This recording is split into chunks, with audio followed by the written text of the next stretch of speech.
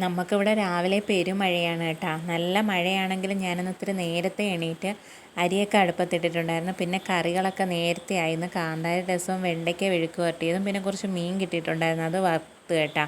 പിന്നെ മോനൊക്കെ പോയതിന് ശേഷം ഞാൻ ഇന്നലെ കൂട്ടുകാരുടെ വീട്ടിൽ പോയിട്ട് വന്നപ്പോൾ അവളെനിക്കൊരു മാല തന്നിട്ടുണ്ടായിരുന്നു. അപ്പോൾ അതൊക്കെ ഇട്ട് ചന്തം നോക്കുകയാണേ.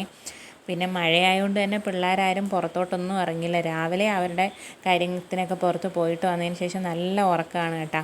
അവന്മാർക്കുള്ള ചോറെല്ലാം കൊടുത്ത് അവന്മാർ അതൊക്കെ കഴിച്ചുകൊണ്ട് സുഖമായിട്ട് കിടന്നുറങ്ങുകയാണ്. മുറ്റം മൊത്തവും വെള്ളമൊക്കെ കെട്ടിക്കിടന്ന് ആകെ കുളമായിട്ട് കിടക്കുകയാണ് കേട്ടോ. മുറ്റമൊന്നും തൂക്കാൻ പറ്റാത്ത അവസ്ഥയിലാണ്.